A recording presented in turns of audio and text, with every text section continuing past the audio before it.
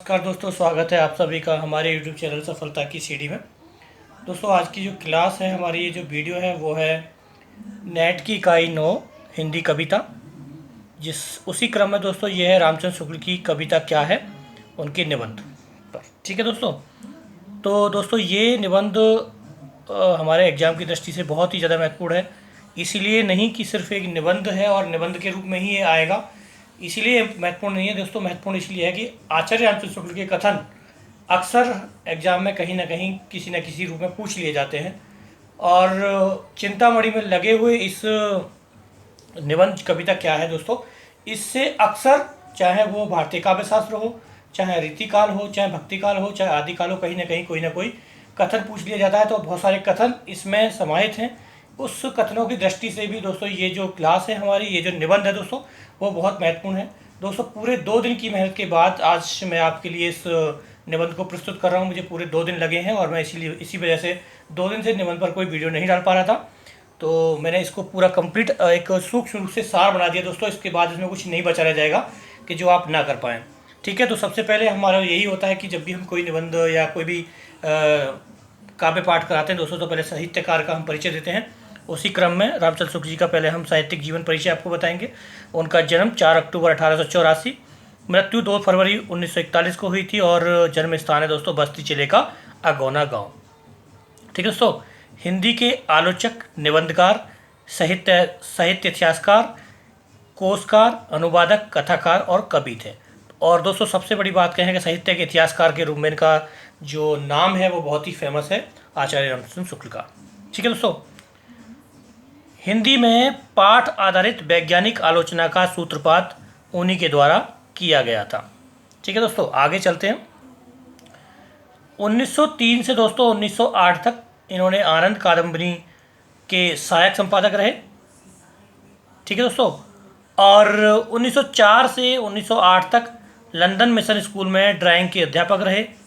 1908 से 8 में उन्हें काशी नागरी प्रचारणी सभा में उन्हें हिंदी शब्द सागर के सहायक संपादक का कार्यभार सौंपा गया, जिसे कि उन्होंने सफलतापूर्वक पूरा किया।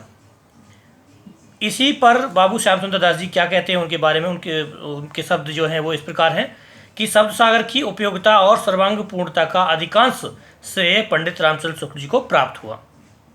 ठीक है। इसके अलावा दोस्तों ये नागरी प्रचारणी पत्रिका के संपादक भी रहे दोस्तों। और फिर 1999 में काशी हिंदू विश्वविद्यालय में हिंदी के प्राध्यापक नियुक्त हुए, जहां बाबू श्याम सुंदर दास की मृत्यु के बाद 1937 में विभाग अध्यक्ष रहे और जीवन पर्यंत अपनी अंतिम सांस तक उन्होंने इसी पद पर कार्य रहे, विभाग अध्यक्ष रहे हिंदी के। और हार्ट अटैक से उनकी मृत्यु हो गई 2 फरवरी 1941 में। ठीक है दोस्तों। तो दोस्तों इस प्रकार रहा रामचंद्र शुक्ल जी का जीवन, साहित्यिक परिचय, किस प्रकार से प्रोग्रेस किया उन्होंने साहित्य के विकास में उनका जीवन में। बस एक छोटी सी चीज़ और बता देता हूँ आपको, वो है दोस्तों सम्मान और पुरस्कार। तो हिंदुस्तान अकादमी पुरस्कार उनको मिला काव्य में रहस्यवाद निबंध पर, उनको 500 रुपये मिले थे दोस्तों पारितोषिक उनको। हिंदी साहित्य सम्मेलन प्रयाग में चिंतामणि पर उनको 1200 रुपये मिले, जिसे कि मंगला प्रसाद पारितोषिक प्राप्त हुआ उसी रचना को, चिंतामणि को। ठीक है। और इसी चिंतामणि पर दोस्तों जो हम आज निबंध है उसमें जो संकलित है वो है कविता क्या है, उस पर आज हम चर्चा करेंगे, जो कि हमारे सिलेबस में लगी हुई है। तो दोस्तों चर्चा करते हैं उनके निबंध कविता क्या है, उसके जो सार है दोस्तों, उसका जो महत्वपूर्ण तथ्य हैं सब मैं आपको इसमें बता देता हूँ। कविता क्या है शुक्ल जी का एक आलोचनात्मक निबंध है। इस निबंध का प्रारंभ शुक्ल जी ने समाज शैली, सूत्र शैली से किया है। कविता वह साधन है जिसके द्वारा शेष सृष्टि के साथ मनुष्य के रागात्मक संबंध की रक्षा और निर्माण होता है। आगे की पंक्तियों में वे राग की व्याख्या करते हैं और दूसरे अनुच्छेद की प्रारंभिक पंक्तियों में वे कविता का कार्य स्पष्ट करते हुए कहते हैं कि रागों का वेग स्वरूप मनोशक्तियों का सृष्टि के साथ उचित सामंजस्य स्थापित करके कविता मानव जीवन के कर्तव्य की अनुभूति उत्पन्न करने का प्रयास करती है, अन्यथा मनुष्य के जड़ हो जाने में कोई संदेह नहीं। ठीक है दोस्तों। तो यह कथन है रामचंद्र शुक्ल जी के अंतर्गत दिया गया इस निबंध के अंतर्गत। आगे बताता हूँ दोस्तों और महत्वपूर्ण बात है। जब कवि भावनाओं के प्रसव से गुजरते हैं तो कविताएं प्रस्फुटित होती हैं। यह कथन आचार्य रामचंद्र शुक्ल का है इस निबंध के आधारित। रसात्मक वाक्यों का ही नाम कविता है। इस कविता को ही रस कविता की ही आत्मा है, यह कहना चाहते हैं इस निबंध के माध्यम से शुक्ल जी। और कविता से मनुष्य के स्वभाव की रक्षा होती है। ठीक है दोस्तों, तो ये बहुत मुख्य मुख्य कथन है दोस्तों जो इस निबंध से लिए गए हैं, जो कि अक्सर एग्जाम में पूछे गए हैं और दिए गए हैं दोस्तों। ये वो हैं। अभी आगे चलते हैं और बहुत महत्वपूर्ण बातें आपको बताएंगे दोस्तों। अब दोस्तों हम बताते हैं कविता क्या है, इस निबंध के भाग कितने भागों में रामचंद्र शुक्ल जी ने इसको विभाजित करके लिखा हुआ है। हर किसी एक भाग का एक टॉपिक ले रखा है और उस टॉपिक पे उन्होंने बहुत अच्छा गहन अध्ययन के साथ में दोस्तों बहुत सुंदर सुंदर उन्हें समझाया है कविता के बारे में।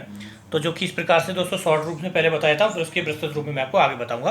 तो सभ्यता के आवरण और कविता सबसे पहले लिखा है। उसके बाद लिखा उन्होंने कविता और सृष्टि का प्रसार। उसके बाद दोस्तों मार्मिक तथ्य हैं वो जो कि कविता और सृष्टि प्रसार के अंतर्गत ही आते हैं। चौथा है दोस्तों काव्य और व्यवहार। पांचवा है भावना या कल्पना।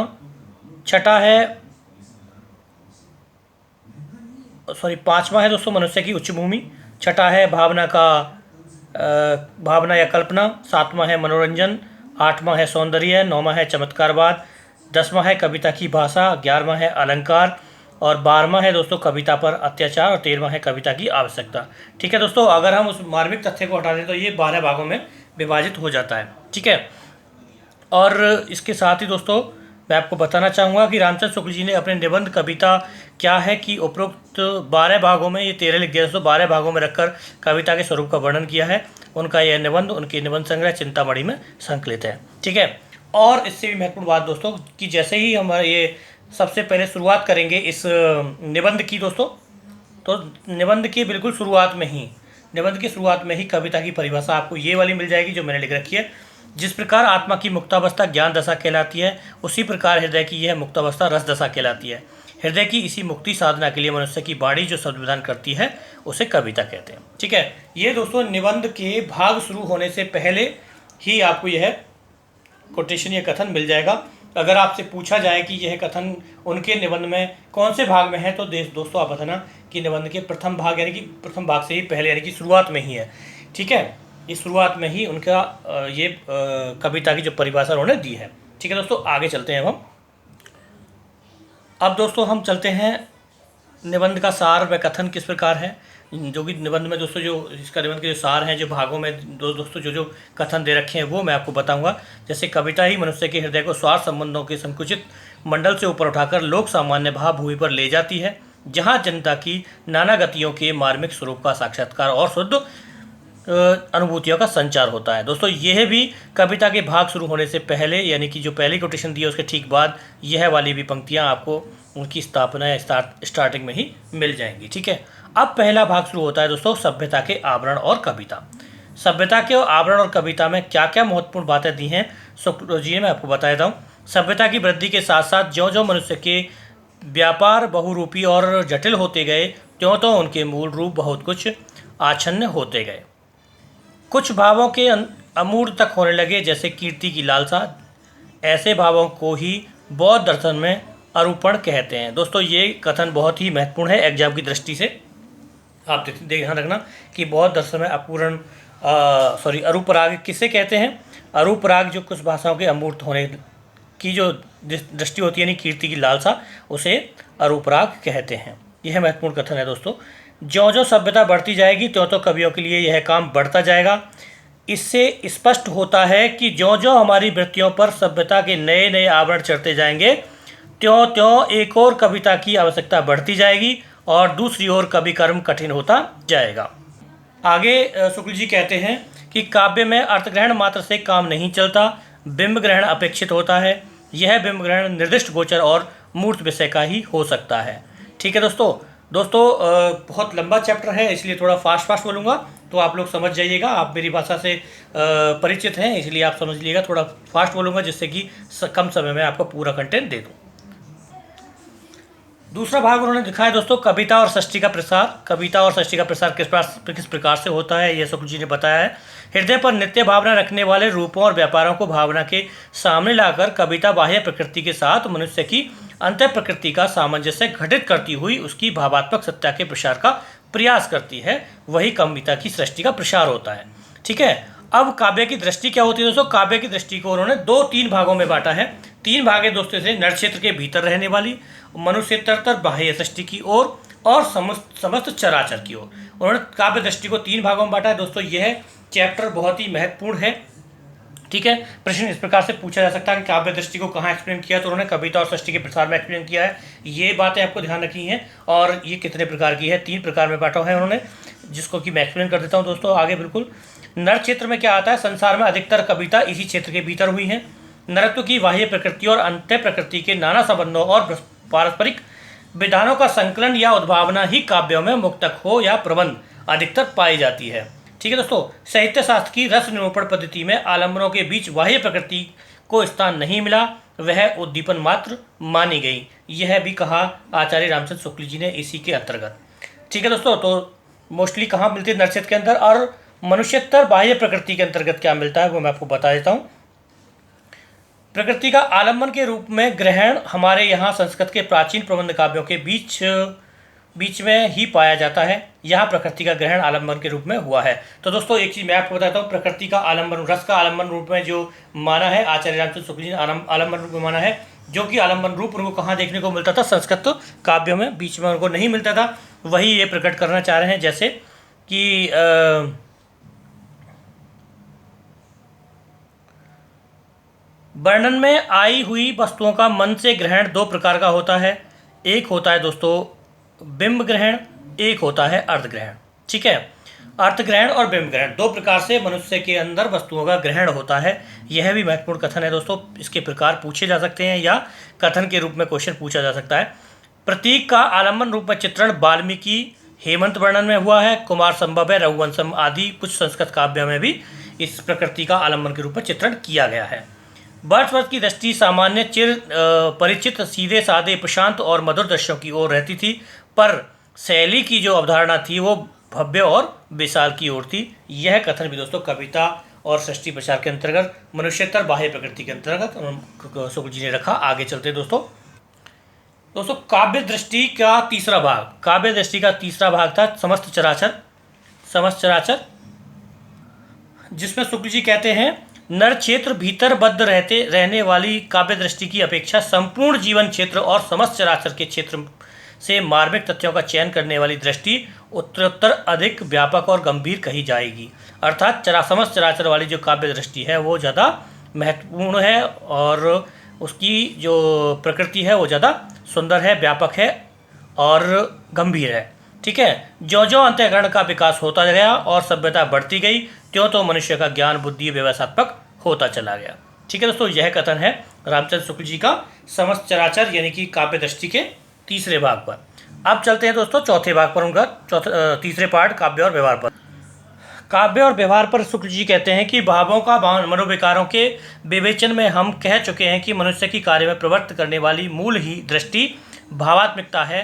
केवल तर्क बुद्धि या विवेचना के बल से हम किसी काव्य में प्राकृत नहीं हो सकते, ठीक है।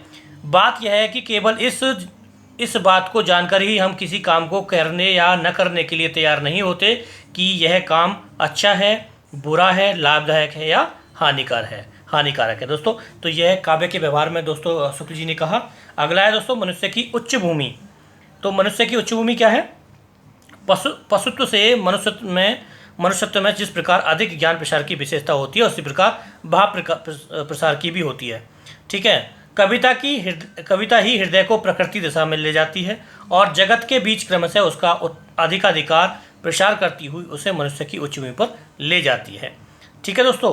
और ये लिखा है उन्होंने मनुष्य की उच्च भूमि पर। इसके बाद है उनका 5वां भावना या कल्पना के बारे में क्या लिखा है शुक्ल जी ने, मैं आपको बता देता हूँ दोस्तों। पुराने धार्मिक लोग उपासना का अर्थ ध्यान ही लिया करते थे। जो वस्तु हमसे अलग है, हमसे दूर प्रतीत होती है, उसकी मूर्ति मन में लाकर उसके समीप का अनुभव करना ही उपासना है। साहित्य वाले इसी को भावना कहते हैं और आजकल के लोग जिसे कल्पना कहते हैं। तो दोस्तों ये कल्पना की परिभाषा है। कविता क्या है, कल्पना की परिभाषा आचार्य रामचंद्र शुक्ल ने दी है। तो दोस्तों कल्पना वाले चैप्टर में भी यहाँ से प्रश्न पूछा जा सकता है, इसीलिए ये बहुत ही महत्वपूर्ण निबंध है हमारे एग्जाम की दृष्टि से और ज्ञानवर्धक भी। आगे चलते दोस्तों। शुक्ल जी ने कल्पना को 2 प्रकार का माना, एक होती है विधायिका और एक होती है ग्राहक। कवि में विधायक का कल्पना अपेक्षित होती है और श्रोता में, पाठक में अधिकतर जो होती है वो ग्राहक होती है। अधिकतर कहने का अभिप्राय उनका यह है कि जहाँ कवि पूर्ण चित्रण नहीं करता वहाँ पाठक का, श्रोता ही अपनी ओर से कुछ मूर्ति विधान करना पड़ता है।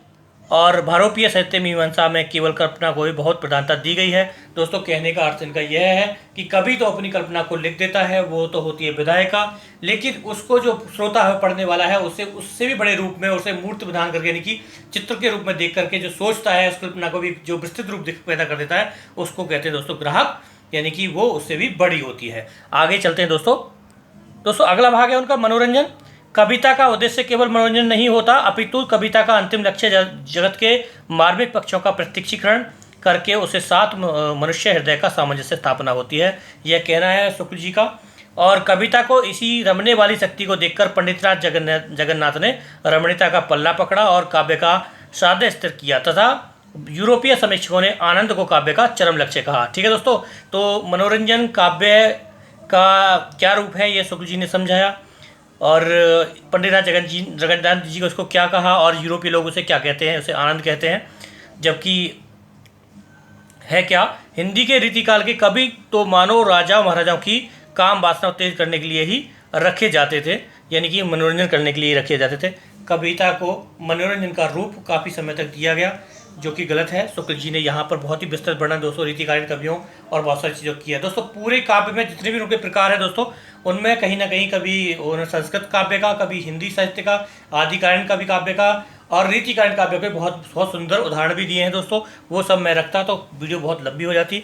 अगर आप लोग कहोगे तो पूरी की पूरी मैं आपको एक बार वो सुना के एक अलग से वीडियो बना के दे दूंगा आपको। अगला है दोस्तों, कमेंट करके मुझे बता दीजिएगा, अगर आपको चाहिएगी तो एक वीडियो और बना दूंगा जिसमें पूरी कविता क्या है को मैं आपको वीडियो बना के दे दूंगा। अगला है दोस्तों सौंदर्य। सौंदर्य के बारे में क्या कहते हैं शुक्ल जी? सौंदर्य बाहर की कोई वस्तु नहीं है, मन के भीतर की वस्तु है।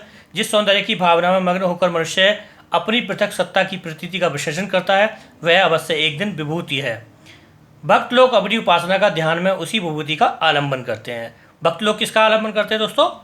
उसी विभूति का। ठीक है, तुलसी और सूर ऐसे सगुणोपासक भक्त राम और कृष्ण की सौंदर्य भावना में मग्न होकर ऐसी मंगल दशा का अनुभव कर गए। यह कहना है दोस्तों सौंदर्य के रूप में शुक्ल जी का, कि काव्य का सौंदर्य किस प्रकार का होता है। बड़ा सुंदर, मार्मिक सुंदर यहाँ पर उन्होंने एग्जाम्पल दिया है दोस्तों कविता के सौंदर्य होने का। आगे चलते हैं। आगे है दोस्तों, कविता केवल वस्तुओं में के ही रंग रूप के सौंदर्य की छटा नहीं दिखती, प्रस्तुत कर्म और मनोवृत्ति के सौंदर्य की उत्पन्न मार्मिक दृश्य सामने रखती है।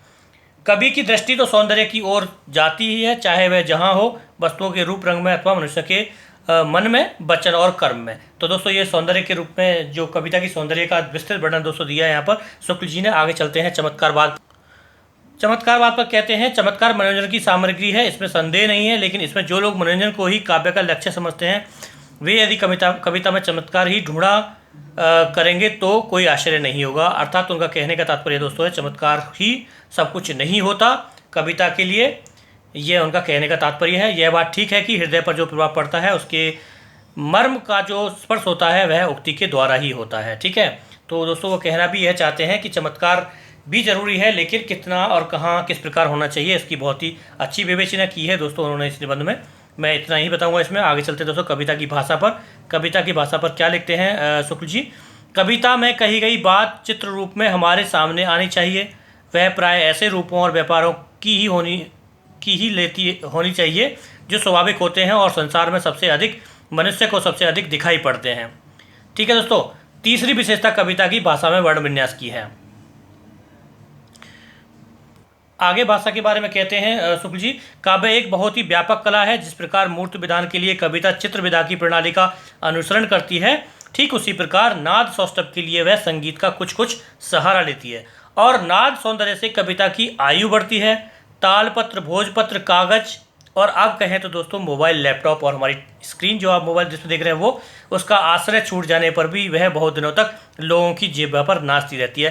कहने का तात्पर्य यह है दोस्तों कि कविता को पहले तालपत्रों पर लिखा जाता था, फिर भोजपत्रों, फिर कागजों पर, और अब हमारे जो ये हम मोबाइल की स्क्रीन, टीवी की स्क्रीन पर देखते हैं हम, अब इस पर नया चलन आ चुका है, इसमें कोई दो राय नहीं है। आने वाले टाइम में पेपर भी खत्म हो जाएंगे जैसे कि भोजपत्र खत्म हो गए, तो दोस्तों फिर भी उनके होने के बावजूद भी हमारी जिह्वा पर कविता के जो अक्षर हैं वो कभी मिट नहीं सकते, वो चिर रहते हैं। कहने का तात्पर्य इस प्रकार है दोस्तों। आगे चलते हैं। आगे दोस्तों अलंकार के बारे में क्या कहते हैं शुक्ल जी। कविता में भाषा की सब शक्तियों से काम लेना पड़ता है। वस्तु या भावना चटकीली करने और भाव को अधिक उत्कर्ष पर पहुंचाने के लिए किसी वस्तु का आकार गुण बढ़ाकर दिखाना पड़ता है। इसी घुमा फिराकर कही हुई बात को अलंकार कहते हैं। ठीक है दोस्तों। जिस प्रकार, लेकिन एक बात और कहते हैं दोस्तों शुक्ल जी, वो कहते हैं कि जिस प्रकार एक कुरूपा स्त्री अलंकार लादकर सुंदर नहीं हो सकती, उसी प्रकार प्रस्तुत वस्तु का तथ्य भी रमणीयता के अभाव में अलंकारों का ढेर काव्य का सजीव स्वरूप नहीं खड़ा कर सकता, जैसे कि केशव दास ने अपने कुछ काव्य में किया है। अलंकारों के बलबूते पर उन्हें काव्य को सुंदर बनाने की कोशिश की है, वो नहीं बन सकती। और कहते हैं अलंकार है क्या। अलंकार क्या है। सूक्ष्म दृष्टि वालों ने काव्यों के सुंदर सुंदर स्थल चुने और उनकी रमणीयता के कारणों की खोज करने लगे। यानी कि कविता की खोज करके छोड़ने के बजाय कविता के आभूषणों की खोज करने लगे। कविता की हृदय स्पर्शी मार्मिकता को छोड़ करके दोस्तों वो लोग अलंकारिक भूषण की तरफ भागने लगे, उसको उक्ति वैचित्र्य की तरफ भागने लगे, जो कि सही नहीं है। यह कहना है शुक्ल जी का, और मेरा कहना भी है कि जो रियलिटी यानी कि सच्चाई की जो दशा है दोस्तों, उसमें अपने आप ही सौंदर्य आ जाता है। आगे चलते दोस्तों। आगे है दोस्तों कविता पर अत्याचार। ये बहुत अच्छा टॉपिक दिया उन्होंने लास्ट में। कविता पर अत्याचार भी बहुत कुछ हुआ है। लोभियों, स्वार्थियों और खुशवादियों ने उसका गला दबाकर कहीं अपात्रों की आसमान पर चढ़ने वाली स्तुति कराई गई है, तो कहीं द्रव्य न देने वालों की निराधार निंदा की गई है। तो दोस्तों बेकाऊ, जैसे कहते हैं बेकाऊ कविता का माहौल रहा रीतिकालीन मोस्टली समाज में। तो दोस्तों यह चीज़ यहाँ पर वो दिखाना चाहते हैं शुक्ल जी। सूक्ष्म रूप मैंने दे दिया, आप लोग सब समझदार हैं, समझ गए होंगे। और अगला है दोस्तों उनका आखिरी है, वो है दोस्तों कविता की आवश्यकता। कविता की आवश्यकता क्यों है। मनुष्य के लिए कविता इतनी ही प्रयोजनीय वस्तु है कि संसार की सभ्य असभ्य सभी जातियों में किसी न किसी रूप में पाई जाती है। चाहे वो इतिहास न हो, विज्ञान न हो, दर्शन न हो, पर कविता का प्रचार प्रसार अवश्य रहेगा, अवश्य रहता रहा है और रहता ही रहेगा। दोस्तों ये कविता जो है वो अमर है, अजर है, अविस्मरणीय है, कभी समाप्त ना होने वाली है। और सबसे पहले मनुष्य की मन मस्तिष्क में, उसकी जवान पर, उसके हृदय में बसने वाली है दोस्तों कविता, जो कि कभी भी जिसका मूल, जिसकी जड़ें कभी समाप्त नहीं हो सकती। कहने का तात्पर्य शुक्ल जी का यही है, जो कि मैं आपको उनके विचारों के आपके सामने समझाने की कोशिश कर रहा हूँ। तो दोस्तों यह रही आचार्य रामचंद्र शुक्ल का निबंध कविता क्या है, उसके बारे में। बहुत ही इंपॉर्टेंट चैप्टर था दोस्तों, जो कि मैंने आपको बहुत छोटे से रूप में बनाने की कोशिश की है, बड़ा अथक प्रयास किया है दोस्तों। अगर आपको अच्छी लगी हो तो प्लीज़ सभी लोग कमेंट अवश्य करिएगा और ज़्यादा से ज़्यादा लोगों तक पहुंचाने की कोशिश करिएगा। कंपटीशन मत सोचिएगा दोस्तों, ये कविता क्या है सब लोग जान जाएं कि सच्चाई क्या है, कविता क्या होनी चाहिए, इसमें आपको प्रदर्शित किया गया है। और सभी लोग ये जान जाएं कि कविता सच में क्या होती है। इसीलिए आप चाहे वो हमारे इस हिंदी रिलेशन से रखता है नहीं रखता है, आप सबको ये शेयर अवश्य करिएगा। धन्यवाद दोस्तों, फिर मिलते हैं अगली वीडियो पर। आपका दिन शुभ रहे।